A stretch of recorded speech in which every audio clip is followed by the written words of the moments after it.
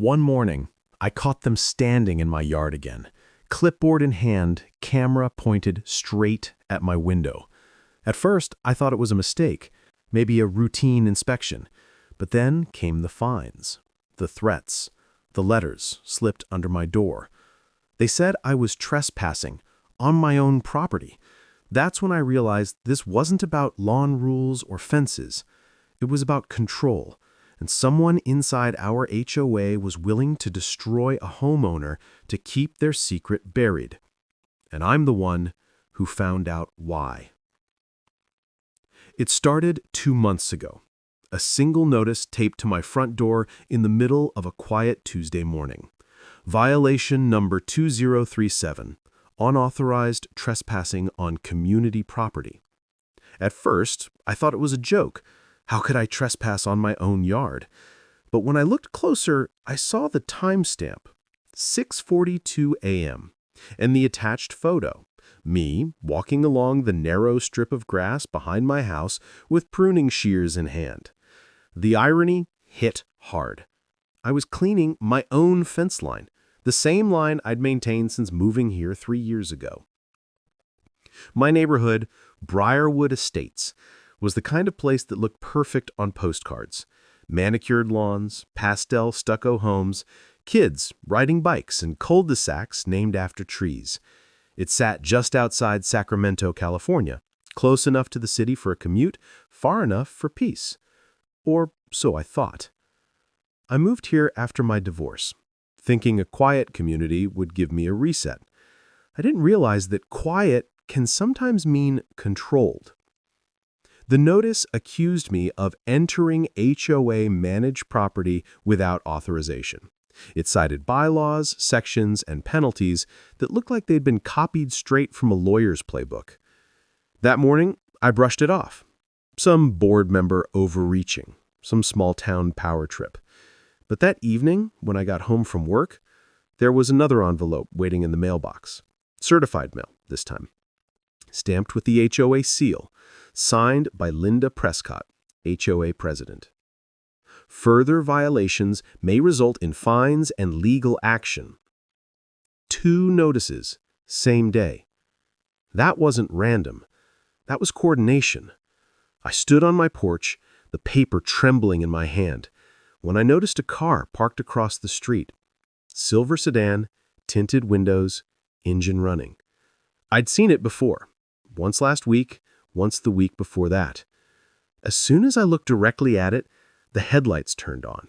The car rolled away. It's a strange feeling the first time you realize someone's watching you. You don't get scared right away. You get curious.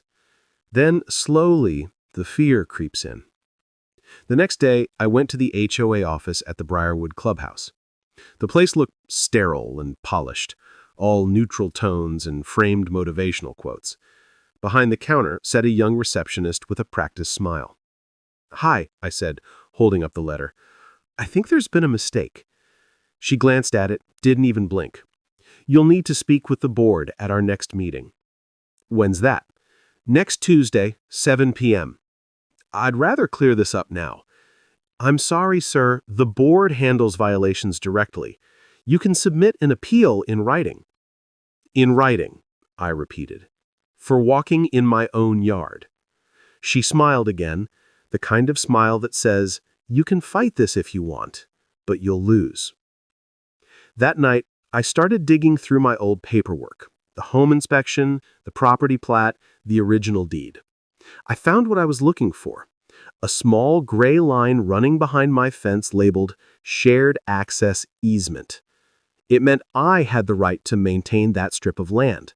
So why did the HOA call it theirs? The next morning, I logged onto the HOA website.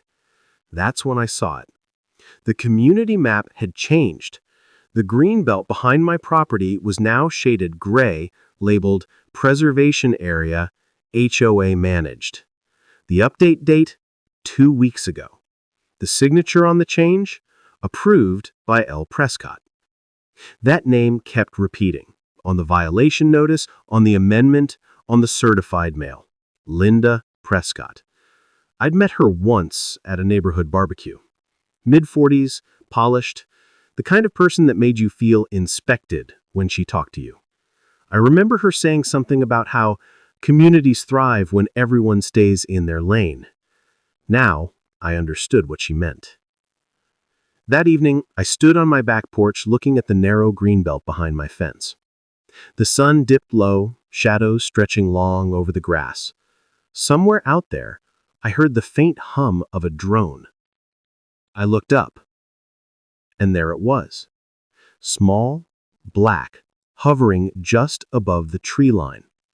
It tilted slightly, camera pointed straight at my window. I froze. My pulse climbed. The drone hovered for maybe 5 seconds, then drifted away toward the cul-de-sac.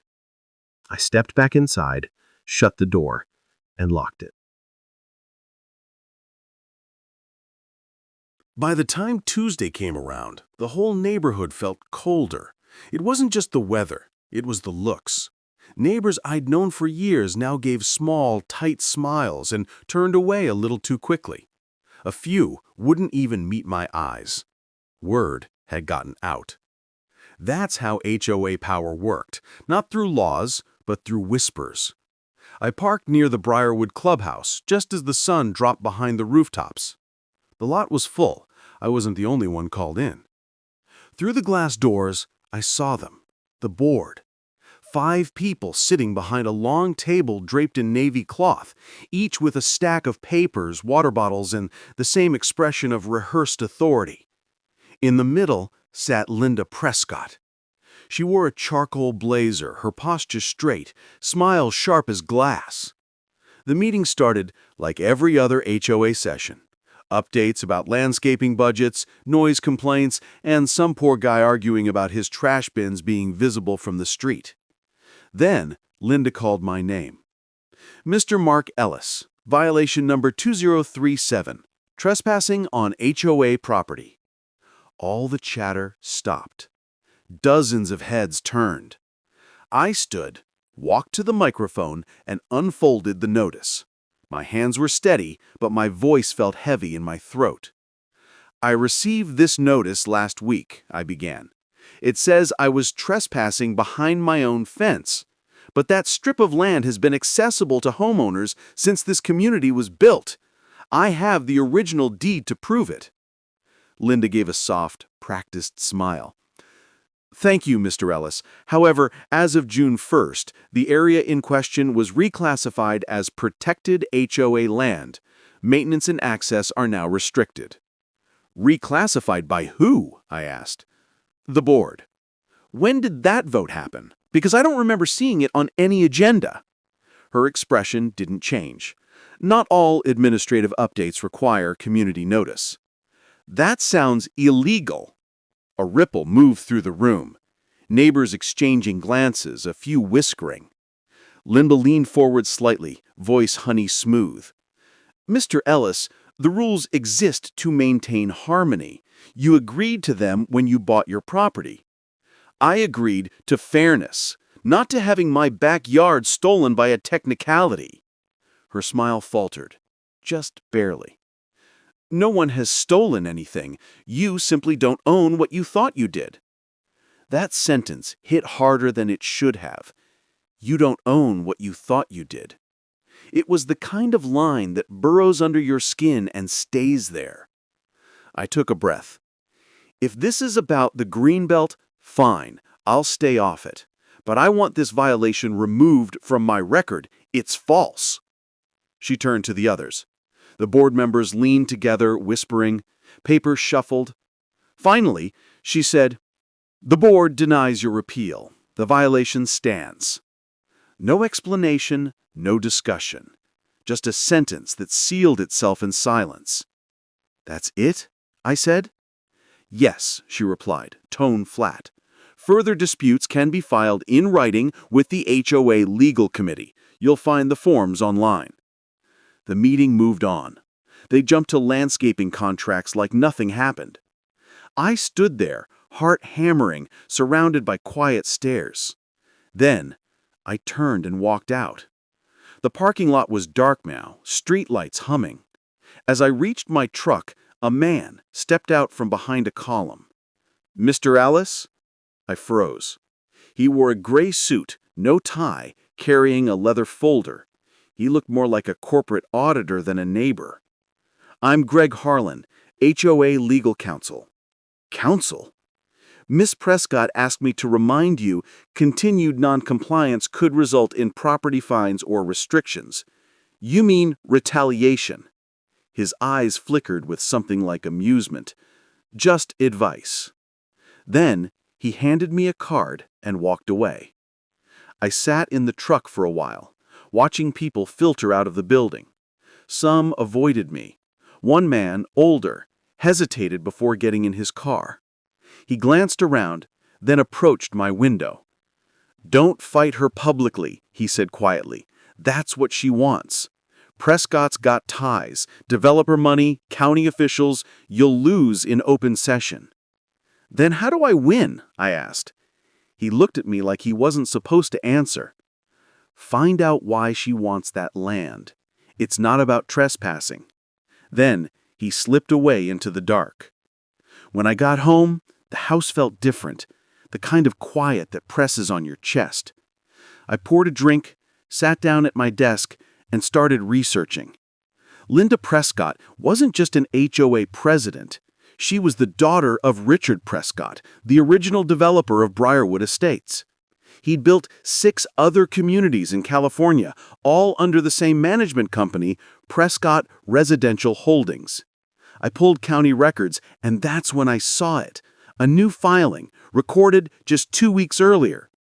Boundary Adjustment, Briarwood Estates, parcels 47B through 47D. It was the same strip of land behind my fence. The adjustment had been signed by Linda Prescott and witnessed by none other than Greg Harlan, the HOA attorney. They'd changed the boundary lines before accusing me of trespassing. It wasn't about enforcement, it was about ownership.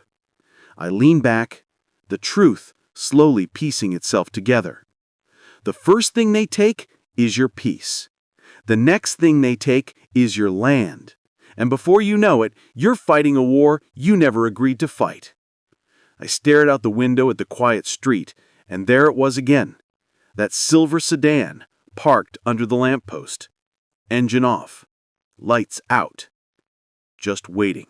The next morning, I woke up before sunrise. I didn't send alarm. My body just wouldn't rest. Every time I closed my eyes, I saw that silver car, the flicker of its headlights, the faint hum of that drone. I stepped outside with a cup of coffee, the air still cool and heavy with dew. The neighborhood looked peaceful, like it always did at dawn. But peace is easy to fake when you've learned how to hide the rot underneath. I walked along the side of my house toward the back fence, the same fence that had started this whole mess. That narrow strip of grass, about 3 feet wide, separated my property from the greenbelt. Only this time, something looked off. The grass near the fence was disturbed. Not just from animals, it was too clean, too deliberate. Small orange survey flags dotted the soil every few feet, fresh stakes with black ink scrawled across them. I crouched down. The ink was still sharp, like it hadn't faced a full day of sun yet. Someone had been out here last night. One of the stakes had a small metal tag stapled to it. Parcel 47BA, HOA Boundary Revision. They were expanding their claim, 1 yard at a time. I checked the other side of the fence. No flags there, just the green belt stretching out toward the drainage canal. If the HOA was marking property lines, it wasn't just me. It was the entire row of houses. A cold realization settled in.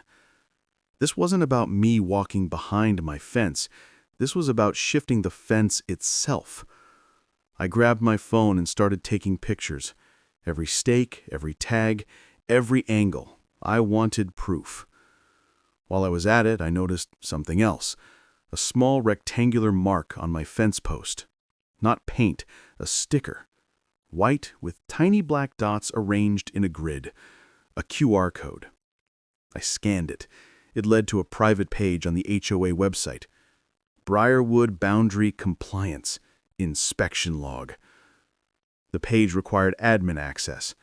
I tried my homeowner credentials. Denied. So how do they get it there? As I turned to head back, I heard a noise, the crunch of gravel. A man in a neon safety vest was standing by the greenbelt, clipboard in hand. I hadn't seen him before. No company logo, no truck nearby. "Morning," I called out. He hesitated. "Just checking drainage markers." "You with the county?" He nodded too quickly. "Yeah, county." "Got ID?" He blinked, then turned and walked off fast, cutting across the greenbelt until he disappeared between the trees. I stood there, heart pounding, realizing I just watched someone trespass on the very property they accused me of stepping onto. By noon, I'd printed every photo and took them straight to the county surveyor's office. The clerk, an older woman with gray hair and tired eyes, looked through the photos and frowned. "These tags, I don't recognize the numbering." "They're from Briarwood Estates, Parcel 47, Section B." She typed something into her system. "Those parcels haven't been updated in over 5 years. No active survey permits. And those markers," she zoomed in on one of the photos, "aren't county issued. They're private." "Private?" "Developers sometimes use them before submitting official paperwork." "Developers?" I repeated. "But the development's finished." She gave me a sympathetic look. "Then someone's trying to reopen it." When I left the building, I sat in my truck for a long while, staring at the county logo on the envelope she had handed me. Proof that no legitimate survey was happening. That evening, I emailed the HOA board. I attached the photos and a copy of the county's statement. I wrote only one line. "If you're going to accuse me of trespassing, at least do it from property you legally own." I didn't expect a reply, but I got one. An hour later, my inbox pinged. From admin@briarwoodestateshoa.org.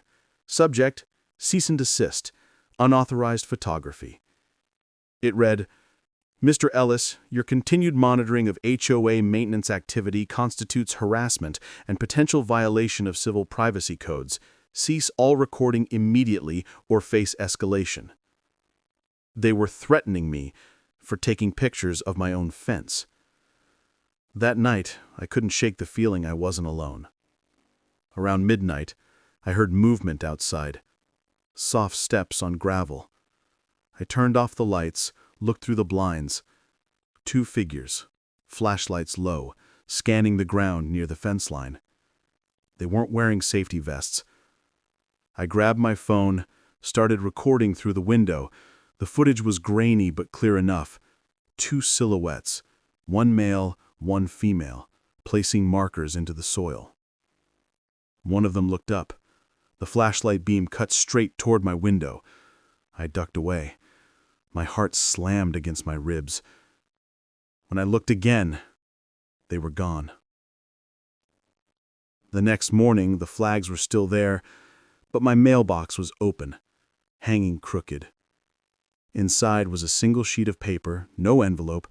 The envelope was thick, official-looking, heavier than the usual HOA letters. It came by courier this time, not mail, the kind where someone has to hand it to you and watch you sign. The man didn't say a word, just clipped his pen back to his shirt pocket and walked away without making eye contact. Inside, the paper was crisp, printed on expensive letterhead. Notice of formal violation hearing, Briarwood Estates Homeowners Association. Subject, pattern of non-compliance, unauthorized surveillance, and harassment of HOA personnel. My name was listed in bold right under it.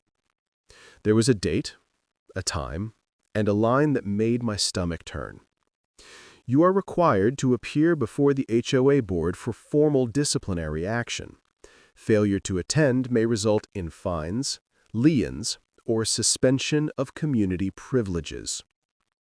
Suspension of community privileges. That's how they said, "We can make your life disappear." It was scheduled for Thursday, 3 days away. By the time I finished reading, my hands were shaking. I wasn't just being warned anymore. I was being prosecuted. Inside a system designed, owned, and operated by the same people accusing me. I spent the next day gathering everything I could.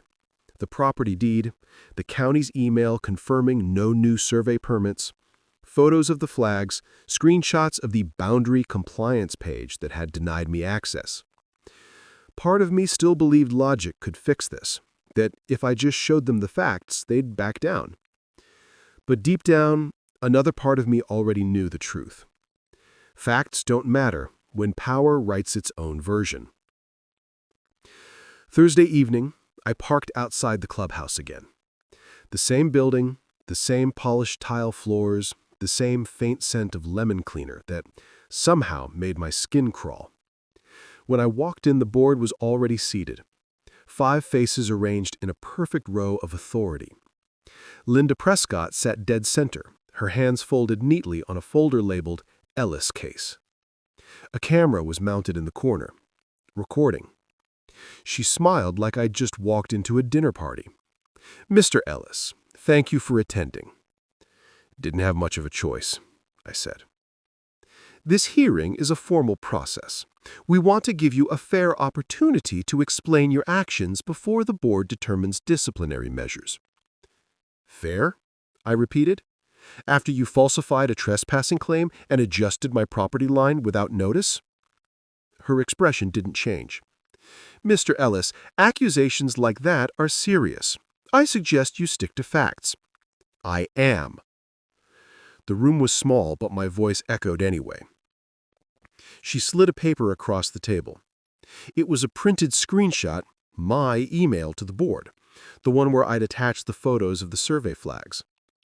"You've been photographing HOA personnel. You've shared these images without authorization, which violates community privacy policies.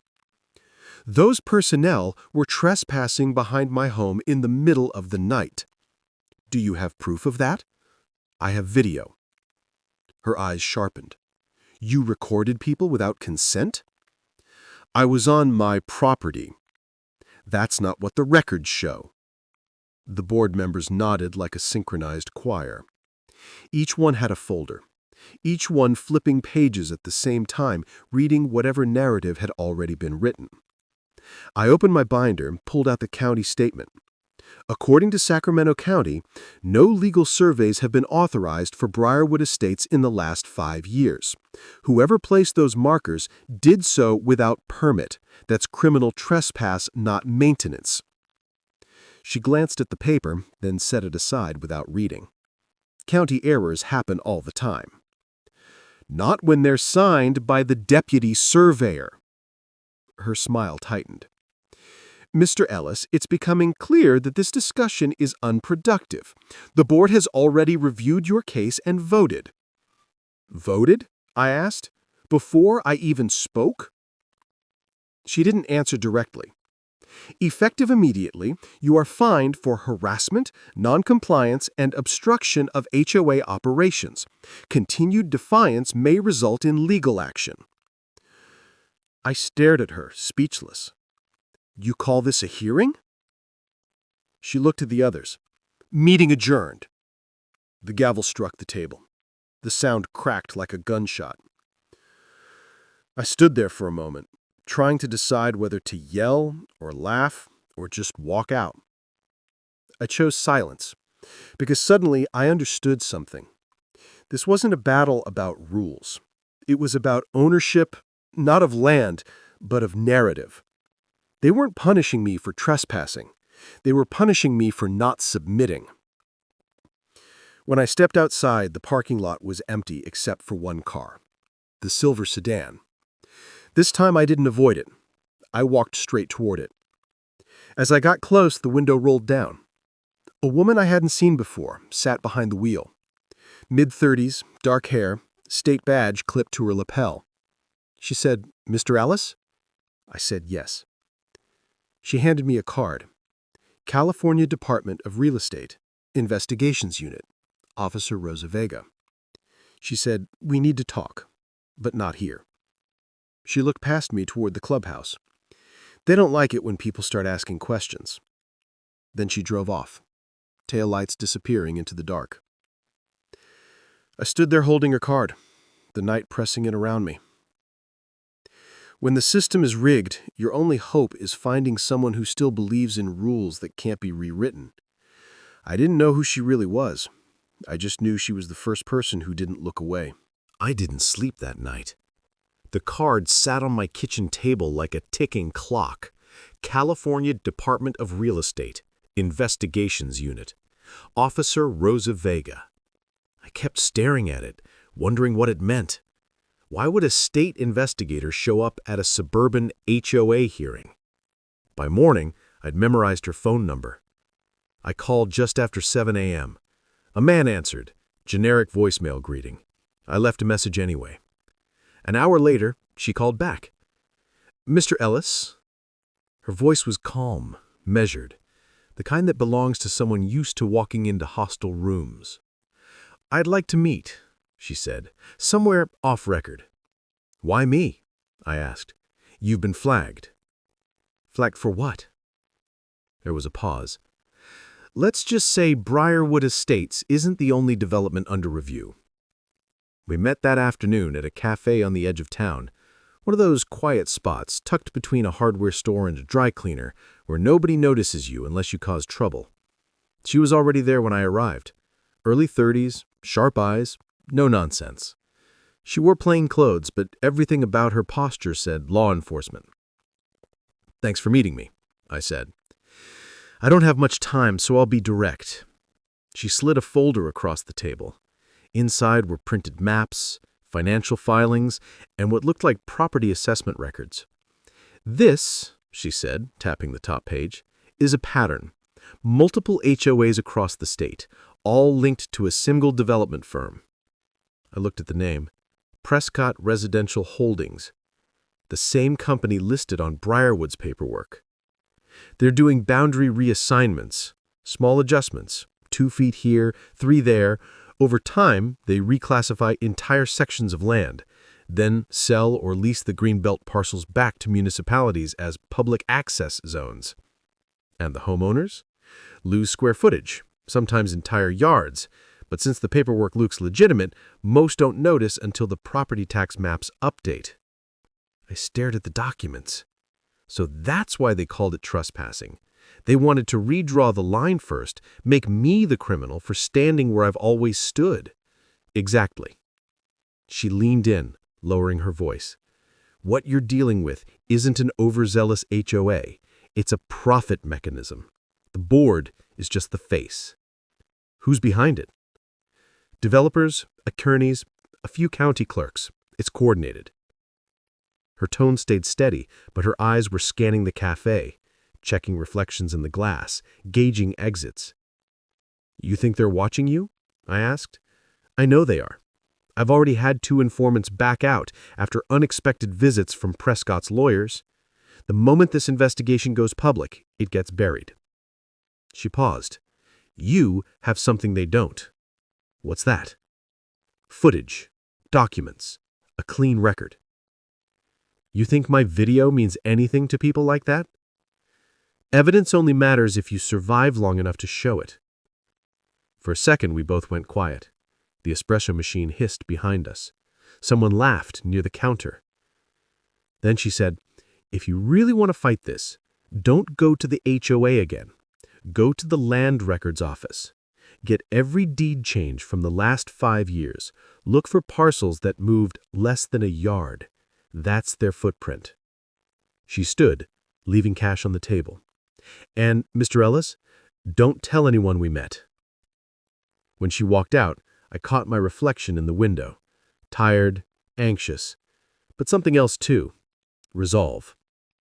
That night, I did exactly what she said.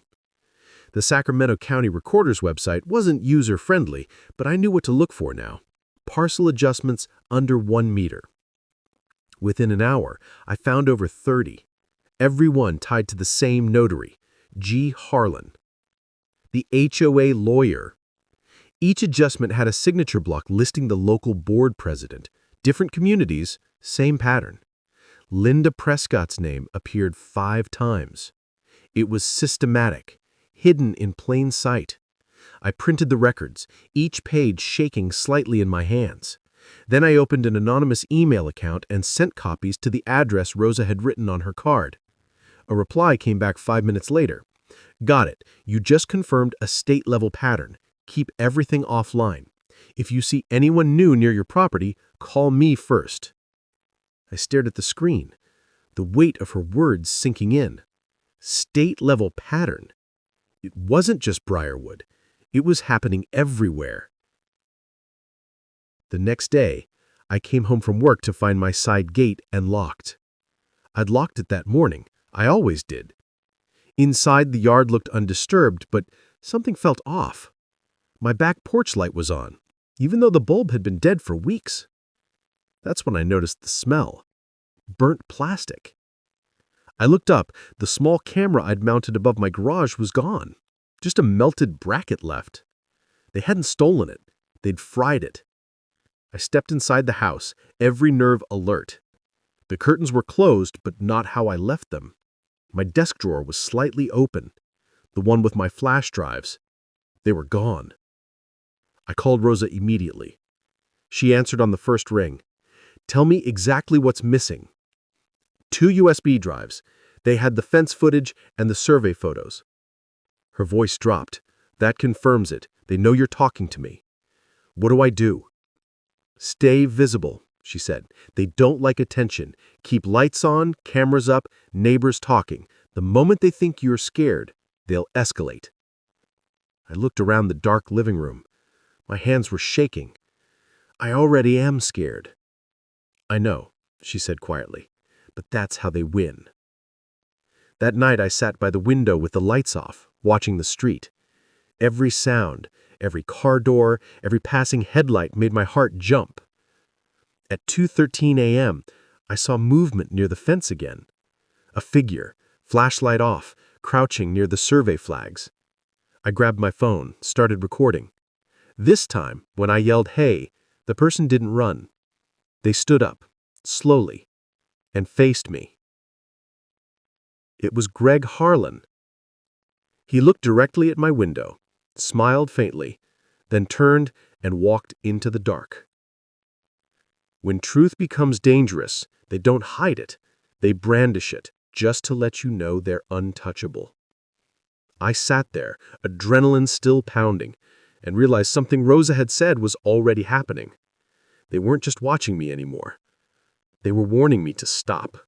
I didn't notice the sound at first. It was small, a dull metallic click beneath the hum of the refrigerator, the kind of noise that's easy to dismiss until it repeats. 2:37 a.m., another click, then the faint creak of hinges. Every instinct I had said don't move, but adrenaline always lies. I was already standing, every nerve burning. I grabbed the flashlight from the counter and slipped down the hall. The air felt heavier, charged. From the kitchen doorway, I could see moonlight spilling through the blinds, cutting sharp angles across the floor. And then, a shadow moved. Someone was inside my house. I didn't call out. I didn't even breathe. I just watched as the figure glided toward the dining room, gloved hands, small tool bag slung over one shoulder. Professional, not a burglar. I flicked on the light. "Hey!" The man froze, half-turned. Ski mask, dark clothes. No panic, just a slow pivot toward me. We locked eyes for maybe a second before he bolted. I chased him as far as the porch, barefoot on cold concrete. By the time I reached the yard, he was already gone, sprinting across the greenbelt, vanishing into the oaks like he'd rehearsed it. The back door lock hung twisted, neatly pried open. Inside, drawers were open, files scattered. My laptop still sat on the desk, but the external drive that held my backups was gone. So was the envelope of printed deeds I'd kept from the recorder's office. They hadn't come for money. They'd come for proof. The police arrived 20 minutes later. 2 officers, polite, but detached. The kind of detached that says, "This isn't our problem." "No signs of forced entry from the front," one said, jotting notes without looking up. "Probably just a random burglary." Random? I pointed at the paperwork still strewn across my floor. "They took legal documents, nothing else." He shrugged. "Maybe they thought you had cash hidden inside." I stared at him, realizing he wasn't going to help. The other officer wandered into the living room, scanning the walls. "You said you've had issues with your HOA?" "Yes." He sighed, pen pausing. "Well, sir, we can file a report, but unless you have video of the suspect's face, there's not much we can do." Video. They'd already taken every camera I had. After they left, I sat on the floor surrounded by overturned papers, the flashing red glow of the alarm clock painting the room in pulses.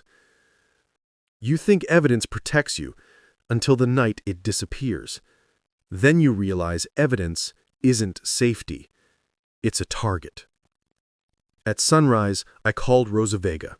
She picked up on the first ring. I said, "They broke in." She asked, "How bad?" I said, "They took everything. Drives, printed deeds, even my cameras." She asked, "Was anything left behind?" I glanced at the floor. Amid the mess, one envelope stood out, plain white, resting perfectly centered on the dining table. My name typed neatly on the front. I said, "There's something here." She said, "Don't touch it yet." But I had already. Inside was a single sheet of paper. One line typed in bold. "This ends now. Or next time, it's not just paper." No signature, no logo, but faintly visible beneath the print, the watermark of Prescott Residential Holdings. Rosa exhaled on the line. "They're escalating. You need to get out of there for a while." "And let them win?" "You're no use to me dead, Mark." She told me to meet her at a motel outside town, somewhere off the grid. She said, "Bring what's left. We'll start again from scratch." I packed what little remained. Copies of the violation letters, the HOA emails, and the still-framed shot from the fence footage showing Harlan's face in the dark. Before I left, I took one last look around the house. The front door frame was splintered, the lock barely hanging on. The morning light poured in like nothing had happened. Neighbors walked their dogs. Sprinklers ticked. Normalcy dripped off every surface. I wondered how many of them knew. The motel Rosa picked was off Highway 50. Peeling paint, flickering sign, the kind of place people forget after staying. She was waiting in the parking lot, sunglasses on, a file folder in her hand. She said, "They sent professionals. No prints, no tracks. Whoever did this has access to private security contracts." I said, "Prescott's?" She said, "Most likely. I think the HOA is just a mask now, a way to move money and property without public oversight." She opened the folder and showed me a satellite map marked with red dots. "These are all properties under review. Every one shows minor boundary shifts filed in the last 6 months." There were dozens. Why hasn't the state stopped them? Because the people who could stop them are the ones signing off on the paperwork. She closed the folder. "You're the only homeowner who's documented the process in real time. That makes you leverage and liability." "What's the plan?" She said, "We go public, controlled leak, but we need one thing first: hard copies of their internal memos. They store them off-site." "Where?" She looked at me, expression unreadable. She said, "A storage yard outside Elk Grove. The company calls it a construction archive." My pulse quickened. "You've been there?" She said, "Once. Didn't get far." I leaned back in the chair, trying to breathe. The motel air smelled of bleach and old smoke. I said quietly, "So that's it. We break in." She gave a faint, tired smile. "We reclaim what's ours." That night, back in my truck, I sat under the neon motel sign, replaying everything that had happened. The trespass notice, the meetings, the threats, the man in my house. It all led to the same conclusion. They weren't protecting the neighborhood. They were protecting the con. Sometimes justice isn't about winning. It's about surviving long enough to tell the story. I turned the key, engine rumbling to life, headlights cutting through the dark. Next stop, the yard. The drive to Elk Grove felt longer than it should have. Rosa sat in the passenger seat, quiet, eyes fixed on the road ahead.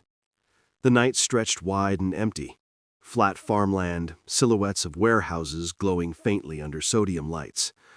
Every few miles, a truck rumbled by, shaking the cab. We didn't talk much. There wasn't anything left to say that wouldn't make the silence heavier. Finally, the road narrowed into a gravel lane marked only by a faded sign. Prescott Construction Storage, authorized access only. "This is it," Rosa said, checking her watch. "Security sweep happens every 40 minutes. We've got 15. The facility wasn't what I expected. No massive buildings, no guard shack, just a wide dirt yard ringed by chain-link fencing and stacked with rows of rust-red shipping containers. A few floodlights buzzed high above, cutting the darkness into narrow bands of yellow and shadow. Rosa handed me a flashlight and a small tool pouch. "The files will be paper, hard copies. They use this place as an off-books archive to avoid digital trails." "Why not just burn them?" "Because they still need them to fake audits." We parked a quarter-mile away and went in on foot, staying low along the fence line, until Rosa found what she was looking for, a weak padlock rusted half through. She snipped it clean with bolt cutters and pushed the gate open just enough to slip through. Inside, the air smelled like metal and dust. The rows of containers were labeled with codes: BRW E47, SB R32, PNC 09. "Those are abbreviations," Rosa whispered. "Briarwood, Stonebridge, Pinecrest, every HOA they've built." We moved between the stacks, flashlights off most of the time. My boots sank into loose dirt. Somewhere nearby, a generator hummed. Rosa stopped at one container near the back, BRW E47, my neighborhood. She wedged a crowbar into the latch, grunted softly, and the door popped open with a low metallic groan. Inside were cardboard boxes, neatly stacked and labeled by year. I grabbed one, slid it open. Deeds, survey maps, HOA violation records, hundreds of them. Rosa flipped through another box and froze. "Look at this."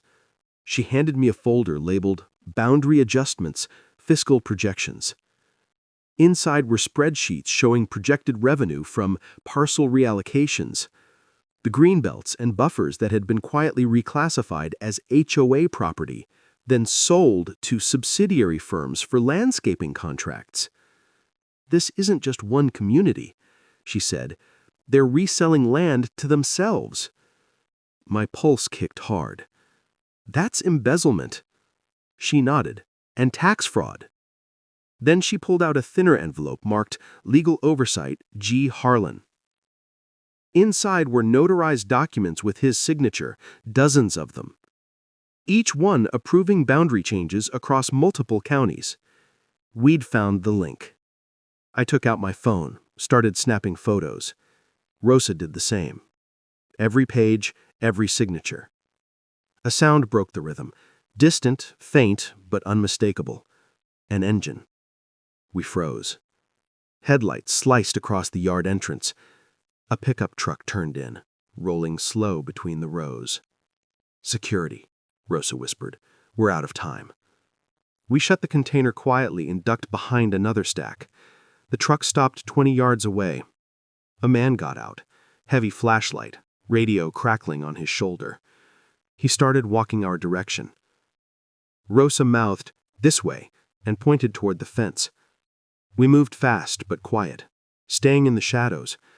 My heartbeat thudded so loud it felt like the air could hear it. The guard stopped near the container we'd opened, sweeping his light along the ground. It caught the faint glint of a dropped bolt. He crouched. The radio crackled again. We slipped behind a stack marked PNC 09 and found a narrow gap in the fence, torn wire maybe, from a storm. I held it open for her to crawl through. "Go," she hissed. "You first." She slipped through. I followed. But just as I did, the guard's light swung in our direction. "Hey!" We bolted across the field, dirt kicking up behind us, lungs burning. The flashlight being cut across my shoulder, then vanished. By the time we reached the truck, Rosa was already dialing her phone. "We got enough," she said between breaths. "We don't go back." I looked down. I was still clutching one of the folders. I hadn't even realized I'd taken it. The label read, "Prescott Holdings Internal Summary, HOA Consolidation 2021. We drove until the city lights disappeared behind us. The folder sat on the dash, glowing under the weak cabin light like a piece of evidence that could either save us or destroy us. "What happens if they find out we were there?" I asked. Rosa stared out the window. "They already know." At the motel room, we spread the papers across the bed. The summary report was dense. Dates, numbers, coded initials. But one section stood out. Projected Asset Integration Timeline, Q4. Target completion, full HOA ownership transfer of all undeveloped parcels statewide. And below that, a single line that made my stomach drop. Community leads tasked with suppressing homeowner dissent. Priority, Briarwood Estates. It was signed by Linda Prescott. Rosa sat down, exhaling. She's not just the face. She's orchestrating it. "We leak it, tonight." She hesitated. "If we push this without verification, they'll spin it as fabrication. We need corroboration, at least one whistleblower inside." "Who?" She looked at me, then away. "There's a clerk at the county records office. She's been feeding me information anonymously. But if she talks on record, she's a target." Rosa nodded. "Like you." The motel room fell quiet again. Outside, a siren wailed somewhere far away. I sat on the edge of the bed, staring at the folder. Pages that could topple a company, maybe an entire network. I realized how small I was in all of it. Just one homeowner trying to keep a yard he'd already paid for. They say justice starts small. A law, a case, a voice. But when power builds its walls out of paper, one missing signature can bring the whole thing down. Rosa looked at me and said, almost softly, "We just lit the fuse." The next morning, the motel felt smaller. Air thick, curtains drawn tight against the daylight.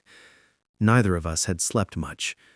Rosa sat by the desk with her laptop open, scrolling through the files we'd pulled from the yard. I stood by the window, watching cars pass on the highway. Every time I saw a black SUV, my pulse quickened. "Her name's Danielle Halloran," Rosa said finally. "Senior clerk, Sacramento County Recorder's Office. She's been sending me anonymous documents for months. Deed transfers, audit memos, zoning notes, all linked to Prescott Holdings." Halloran. The name tugged at something familiar. I'd seen it before, stamped at the bottom of one of my own property filings. "Is she safe?" I asked. Rosa shook her head. "I called her last night. She didn't answer. I checked her work schedule. She hasn't clocked in since Tuesday. That was 2 days ago, the same night of the break-in. Could be a coincidence," I said, even though we both knew better. She closed the laptop. Coincidences don't last long in this line of work. We drove to her apartment that afternoon, a quiet complex near the county line. Rows of beige buildings, neat hedges, no signs of struggle. The manager met us at the gate, A nervous man in a polo shirt who kept glancing over his shoulder. "She's gone," he said. "Moved out yesterday. Paid in cash, no forwarding address." Rose's voice hardened. "Did anyone come with her?" "Two men in suits. Said they were from the state auditor's office." She exchanged a look with me. The real auditors never move that fast. "Did she leave anything behind?" Rosa asked. He hesitated, then pulled a small envelope from his pocket. "She said if anyone from the investigation showed up, give them this." Rosa opened it.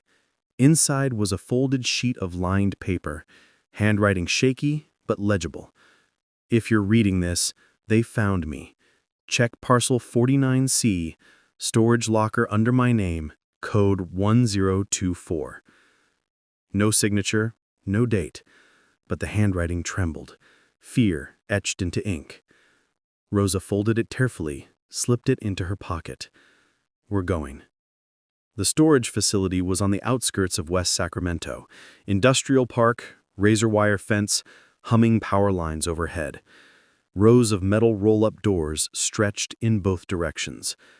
Locker 49C was near the back, hidden behind a half-collapsed awning. Rosa punched in the code, 1024. The keypad beeped, then unlocked with a metallic click.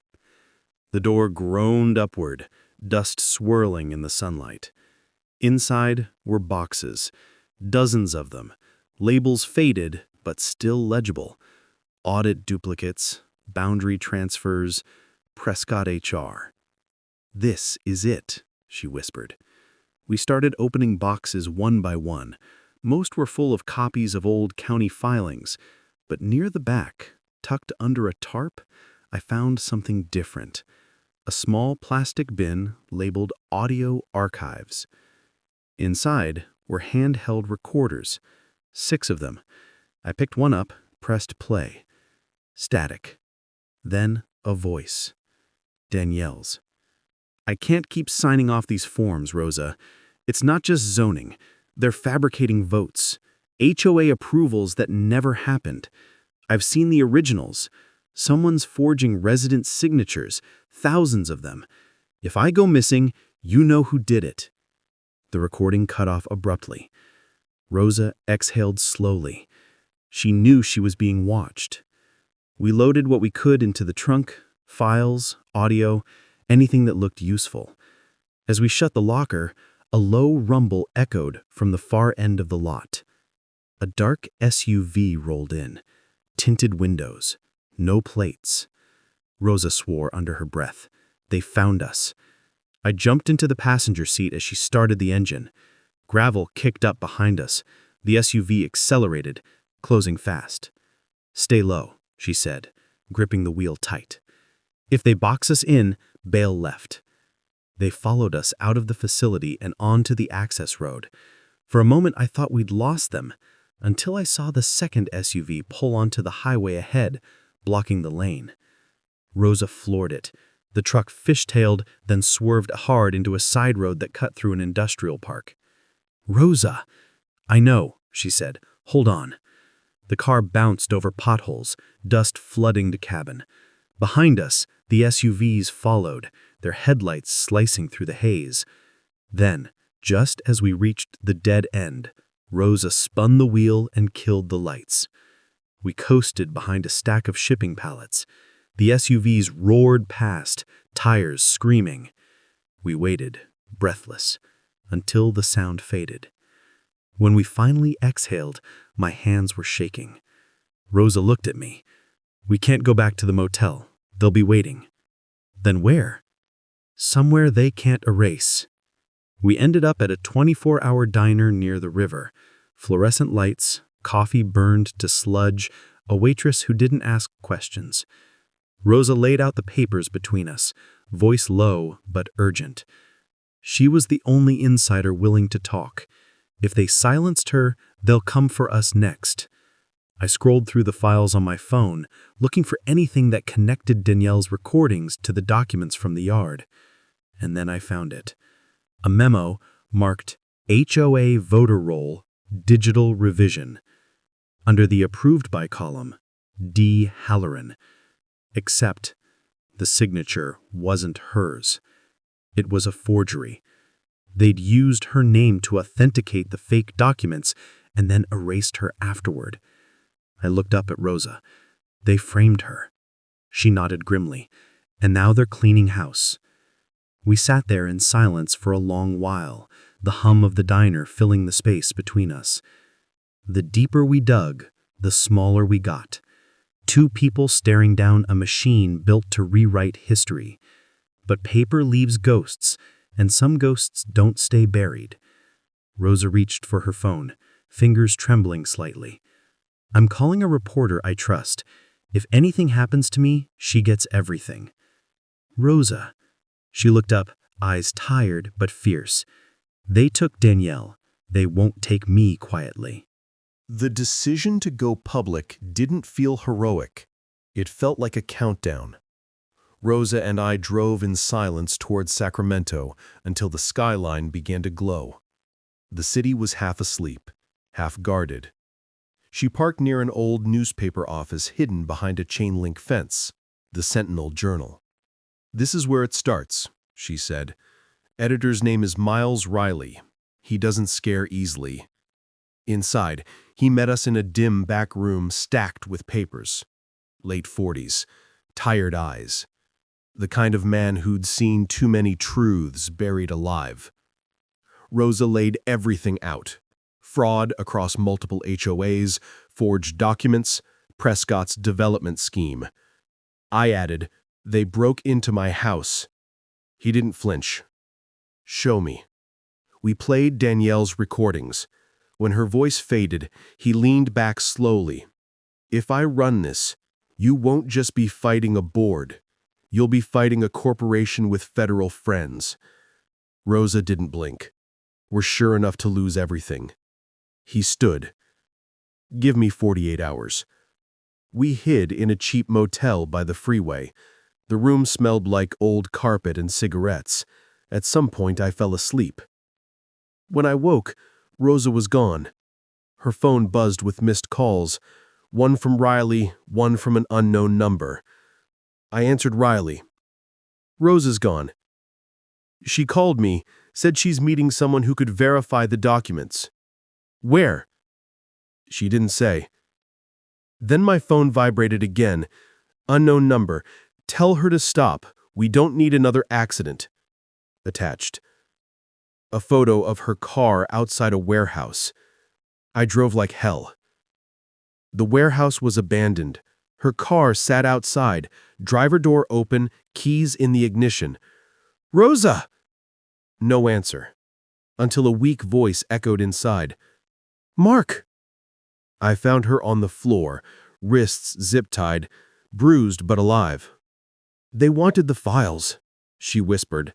I didn't talk. I freed her. "We're leaving."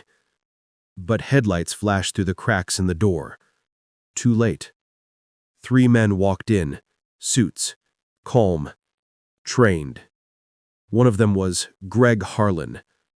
"You should have stopped when you had the chance. Control doesn't care about guilt or innocence. It cares about silence." Rosa glared. "Then you're going to have a problem." Sirens cut through the night. Red and blue lights bled into the room. Riley had called the cops. Harlan didn't panic. He just stepped back. "We'll talk again," then slipped out the back as police stormed in. Hours later, at the station, officers took statements, but kept their distance. No one wanted to touch corporate corruption. Rosa whispered, "He's not done." She was right. 2 days later, the Sentinel-Journal published the story. The HOA fraud network, how homeowners were silenced. It went viral. HOAs across the state were exposed. People messaged me. "I think it's happening here too." For a moment, it felt like we'd won. Then the retaliation began. When power can't silence you, it isolates you. The media loved the scandal, but Prescott fought back harder. They launched PR calling me a disgruntled resident with a vendetta. Anonymous posts claimed I staged everything. They leaked my financial records. Then my boss called me in. Take a leave of absence. Corporate 4, you're fired. I went home. Liar was spray painted across my garage. Neighbors watched me clean it, filmed me. Nobody helped. Police showed up, not to help, but to advise me to stop causing trouble. That night, I sat in the dark. Only my phone lit the room. Support messages and threats. A week later, Rosa arrived, tired, angry. They're delaying audits, feeding lies to officials, making you look unstable. I handed her the newest letter, Notice of Trespassing Hearing. She said, "They're trying to flip the story, make you the criminal again." I said, "They can't prove trespassing on land I own." She said, "They don't need proof, just noise." Her phone buzzed, a news alert. Prescott denies fraud allegations, citing defamation from rogue parties. She cursed. "They're painting us as conspiracists." I said, "It feels like they're winning." She stared at me. "Only if we stop." That night, gravel crunched outside. My security light came on. A man stood at the end of my driveway, hood up, filming me. I stepped out. "You need something?" He pointed at the HOA warning sign in my yard. "You should move, Mr. Ellis, before it gets worse." He disappeared without a sound. Minutes later, police knocked on my door. "Mr. Ellis, we received reports you were harassing a neighborhood safety volunteer." I said, "He was on my property." They handed me a warning and left. When the system decides who you are, facts don't matter. The next day, flyers appeared everywhere with my face. Briarwood's troublemaker, the man who wants to destroy our community. Mailboxes, clubhouse doors, bulletin boards. They weren't just ruining my name, they were erasing me. I told Rosa, "They're trying to erase me." She was silent a moment. Then she said, "Then we give them something they can't erase." I said, "What?" She said, "Proof they can't bury. Something visual, something undeniable." She hesitated. "Mark, how much do you trust me?" I said, "After everything, completely." She said, "Good, because the next step isn't legal." The line went quiet. You can fight the law with truth, but when the law is owned by the lie, sometimes the only way to survive is to step outside it. I looked around my silent house. Whatever came next, there was no going back to peace. The line between victim and fighter had vanished, and the war had just turned personal. I knew she meant it. We met in a deserted auto shop she used as a safe spot. On the table sat 2 black cases, lapel mics, a tiny camera, and an encrypted streaming rig. "This is our insurance," she said. "Courts won't save us. We make them expose themselves." She slid me a meeting notice, Briarwood HOA emergency session, an official setup to remove me. Harlan and Prescott will be there, our only shot. That night, I couldn't sleep. Fear whispered, but courage whispered louder. Friday, 8 p.m., I arrived early to the clubhouse. Rosa waited by the side door, disguised as staff. She clipped a mic to my shirt. "Don't confront. Let them talk. The stream goes live the second they admit coordination." Inside, the air felt fake. Linda Prescott sat at the head of the table. Greg Harlan leaned against the wall like a guard dog. "Mr. Ellis, we're here to address your defamation," Linda said smoothly. "I'm here to listen," I replied. A man in a gray suit whispered about exposure risk and suppression, then froze when Linda shot him a look. I pressed, "Suppression of what?" Harlan stepped forward. "You don't get it. Order requires narrative management." "You mean lying?" He smirked. HOA Prescott Holdings invested millions. The signatures, the transfers, approved, on paper and off. Rose's subtle nod told me the stream was live. "So you admit illegal adjustments?" I asked. Linda slammed the table. "Enough. Session adjourned." The lights cut out. Darkness, flashlights, panic rising. "They cut the power," Rosa hissed. "If they find the rig, it's over." Harlan barked. "Nobody leaves. Secure the doors." We slipped out a side exit before the lock clicked. Outside, the night buzzed with generator hum. Rosa checked her phone. "Signal weak, but it's transmitting." "How much did we get?" "Enough." Footsteps, headlights. "Stop them!" Harlan yelled. We ran across the greenbelt. Boots pounded behind us. A car screeched. Light blasted the grass. "You think a video can beat us?" he yelled. "We own the ground you're standing on." Maybe he was right, for a second. Rose's phone buzzed.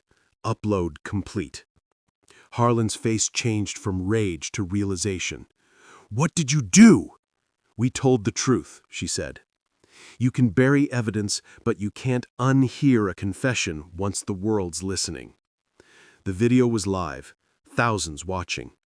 We hadn't just survived the system, we cracked it open. By sunrise, the internet exploded.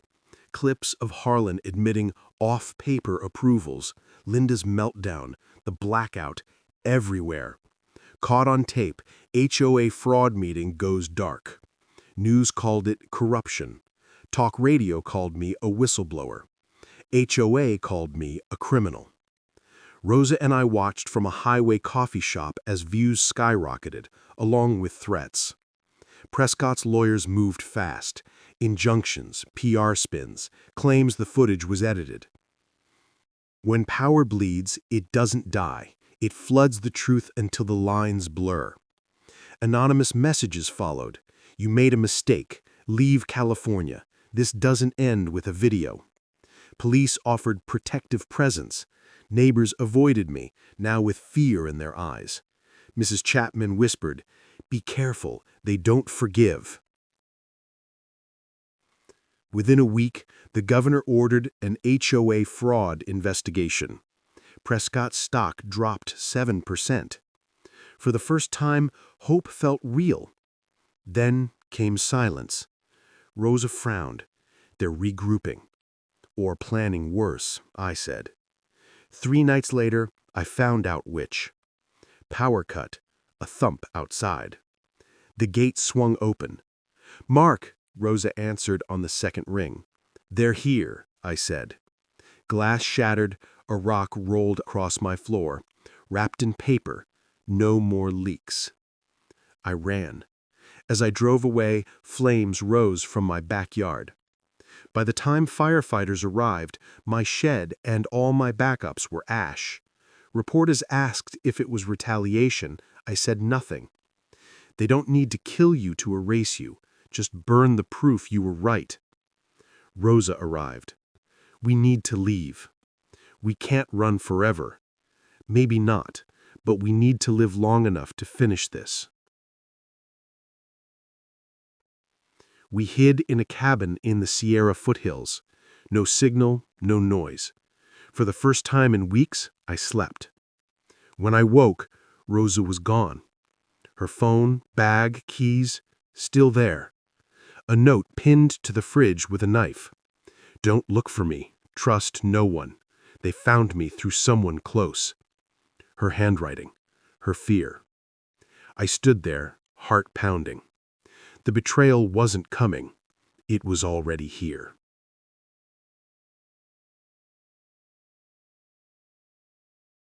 The cabin felt colder after Rosa disappeared, like the silence itself was watching me. Her note burned in my mind. "Don't look for me. Trust no one. They found me through someone close."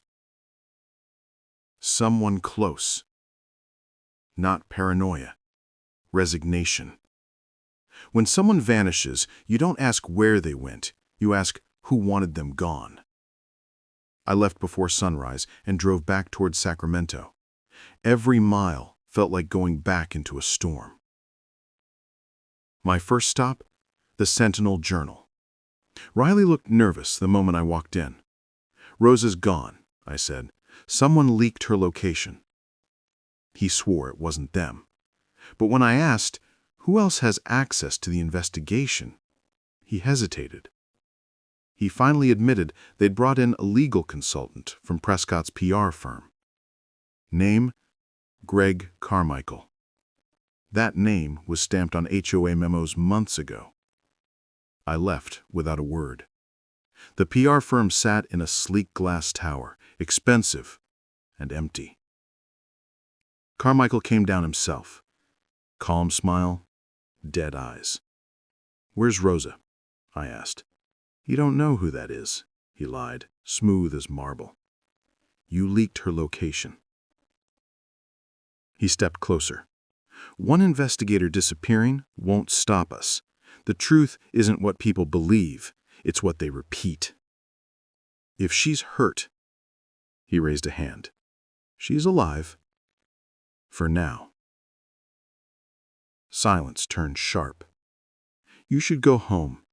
Stop playing hero before you end up like her." I left before I broke his jaw. In my truck, I called her again. Voicemail. Then, ringing. "Rosa?" I answered.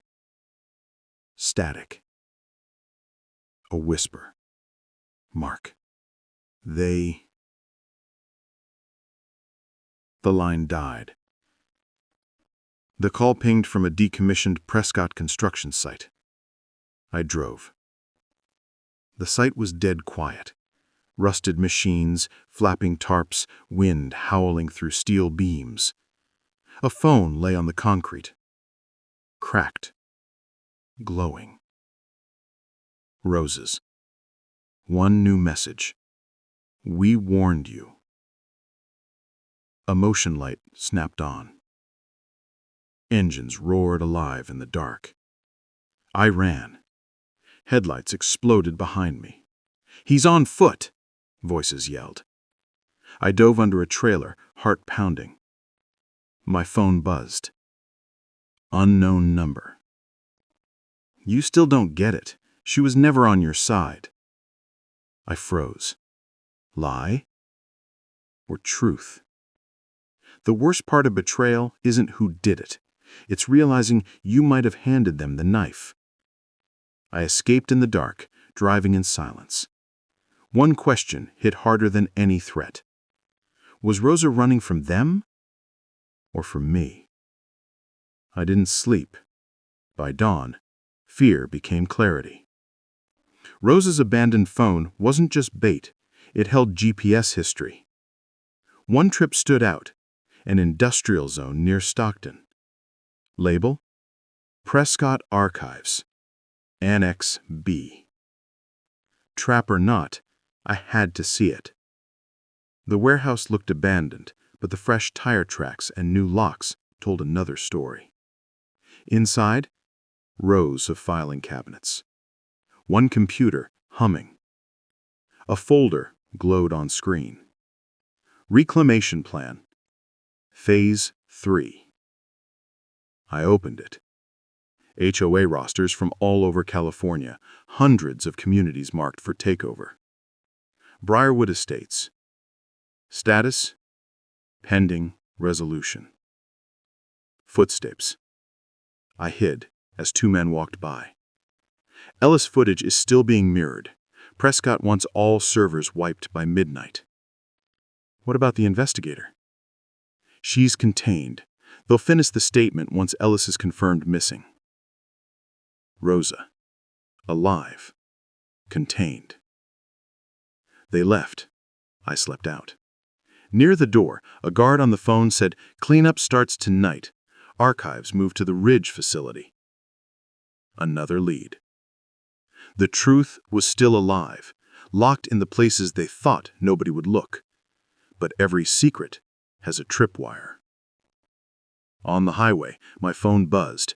An encrypted folder Rosa once shared with me. had a new file. Title: If You're Reading This. I opened it.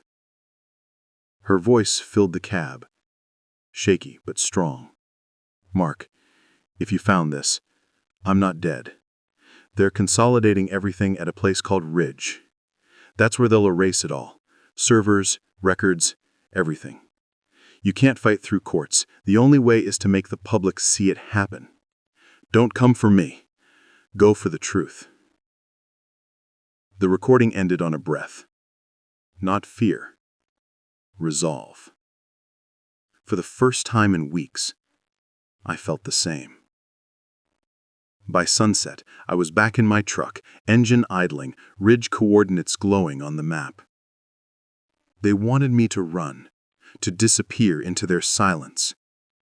But the only way out was through the noise.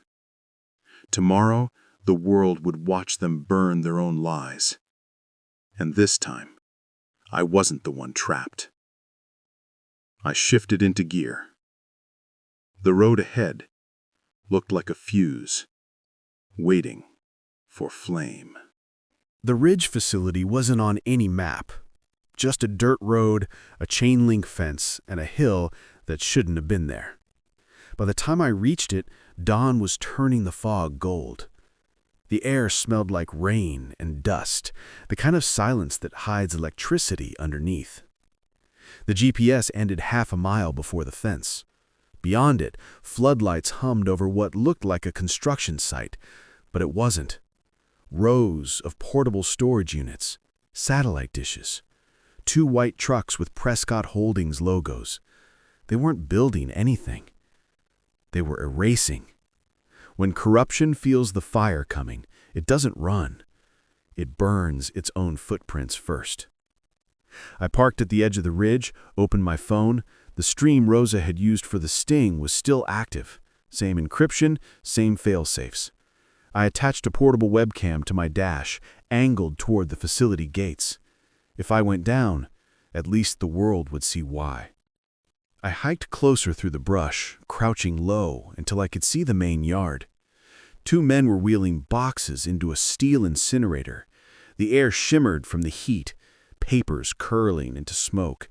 A 3rd man shouted, "Server room's next."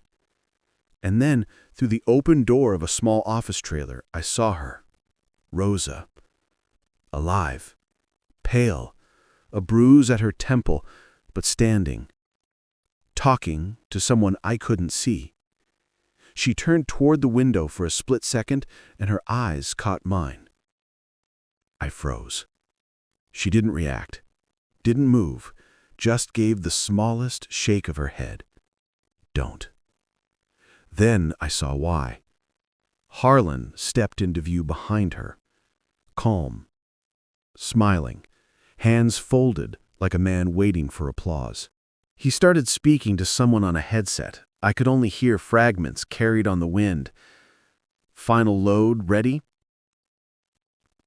Audit's a formality? Ellis won't risk showing his face again. He was wrong. I slipped my phone from my pocket and started recording from the brush. Every word, every name, every timestamp visible in the frame. But then the sound changed. A faint beep from my dash cam back at the truck. The live feed had triggered. They heard it too. Harlan stiffened, turned toward the ridge. "Find it!" I ran. Boots hit gravel behind me, voices shouting orders. My lungs burned, every breath scraping like glass. I dove into the truck, slammed the door, engine roaring to life. Headlights flared behind me, 2 SUVs chasing as I tore down the dirt road, tires spitting mud. On the phone screen, the live feed was still rolling, viewers climbing, hundreds, thousands, comments flashing like sparks. What is this? Is this real? They're destroying evidence. The chase stretched across the valley, sirens in the distance, not theirs, not yet. Then Rosa's voice came through the phone speaker, faint, urgent. "Keep streaming, Mark. Don't stop." I didn't even ask how she got through. I just gripped the wheel and drove faster. By the time I hit the highway, State Patrol cruisers were on the scanners. The stream had triggered automated reports, possible arson, tampering, federal property. The Ridge facility was no longer hidden. I pulled over on an overlook and turned the camera toward the valley. Smoke rose in plumes from the compound. Sirens wailed closer. Helicopters circled. Truth doesn't explode all at once. It leaks. It spills. It stains everything it touches. Within an hour, the Ridge site was crawling with law enforcement. I watched from a distance as agents stormed the yard, seizing boxes, escorting employees out in cuffs. Harlan was among them. Even from far away, I saw the moment he realized the cameras were still rolling. He didn't yell this time. He just lowered his head. Rosa found me 2 days later. I was staying at a safe house arranged by Riley, who'd spent the last 48 hours giving interviews and forwarding evidence to every major outlet. She looked tired, but alive. They didn't expect you to keep streaming. That's what broke them. They can fight a report. They can't fight real time. I nodded, though part of me still trembled inside. We won? She exhaled. The state froze Prescott's assets. Multiple arrests. But winning, she looked away. That's just surviving a different way. Weeks passed. Briarwood Estates changed overnight. New board, open meetings, neighbors cautiously rebuilding trust. Some still wouldn't look me in the eye, afraid of what the truth had cost them. I didn't blame them. Every time I walked my yard, I thought of that first notice taped to my door. One word printed bold. Trespassing. I laughed at it now, not out of humor, but understanding. Because that's what I'd done. I'd trespassed where I wasn't supposed to. Into the space between their lies and my rights. They said I crossed a line. Maybe I did. But sometimes the only way to protect your home is to break into the walls built around it. The final hearing came 6 months later. The state declared the Prescott network dismantled, its contracts nullified. Rosa testified first. I testified last. When the judge asked if I had any closing statement, I said, I didn't start this to win. I started it because I was tired of being afraid of my own yard. The courtroom went quiet. And in that silence, I finally felt free. That night, as I sat on my porch, the street was calm again. Sprinklers ticking, porch lights glowing, a breeze moving through the oaks. For the first time in a long time, I wasn't looking for shadows. Just the sound of home.